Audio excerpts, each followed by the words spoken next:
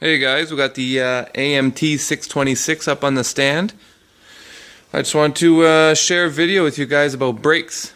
So for whoever owns these is looking at this video because they probably have shitty brakes and they're trying to figure out how to improve them, fix them, whatnot.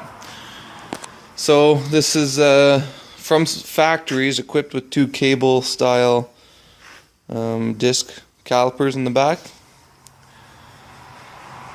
Mine were, the calipers were messed up. I started taking them apart, all the ball bearings were falling out and they were missing parts. The two cables that run to the front were seized. My brake pedal was busted and I was missing some parts there to get the cables connected to the brake pedal, so I decided that I started looking at other brake options for the AMT.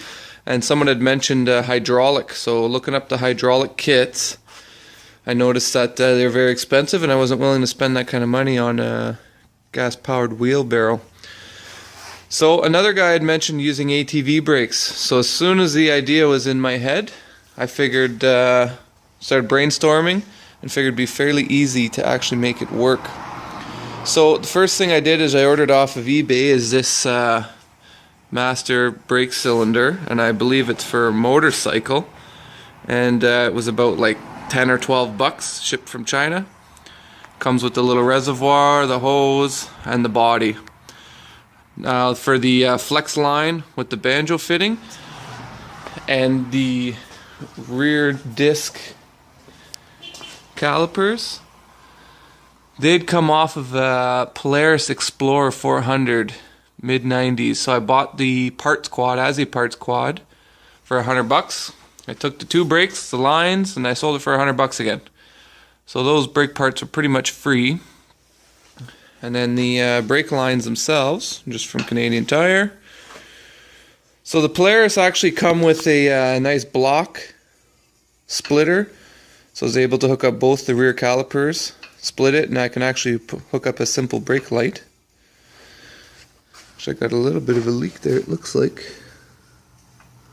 I'll be checking in on that. So anyway, so the parts are fairly cheap. The brake pads themselves are about $40 for the set, because the ones that were on the Polaris weren't really in the best condition. I figured if I'm going to do this, I'll put new pads right away. So you should be able to see down there, new pads. So about $40 for the pads, and then maybe another $30 for all the rest of the parts to put hydraulic brakes on here. All I had to do is take one piece of angle and make a bracket, because the Polaris calipers didn't fit in the stock holes, they fit in between them. So I welded a plate on, drilled the holes before I welded it, and these little calipers actually fit really well. They're like the perfect size, perfect shape. All the stock brake lines off the Polaris that I used, or had to put a little bend in them, but they all worked well. The bleeders work. They're actually really nice little calipers. They're all machined from aluminum, and it worked really well.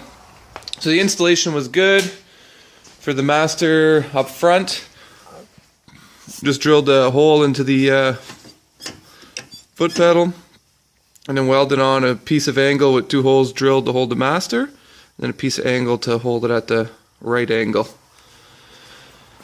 So once this was complete, started running all the brake lines. They're all loose right now, but I will be tying them all up, but just a simple run. I'm not trying to make it look like a stock professional job. I just want it to work, so I'm going to use zip ties, tie them all up.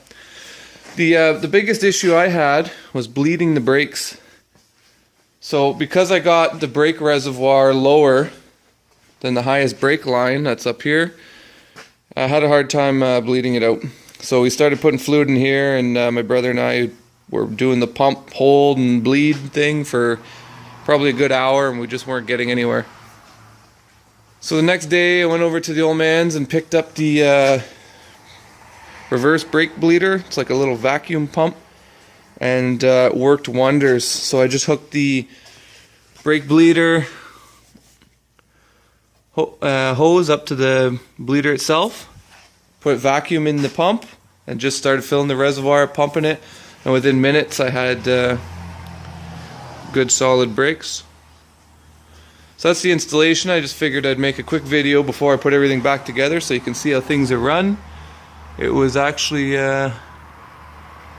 pretty easy to do. Took a few hours just to figure out the brackets and get the hoses in. That's a little block that comes on the Polaris. So I'm going to hook up a little light to that. Might as well take advantage of it. Pressure switch.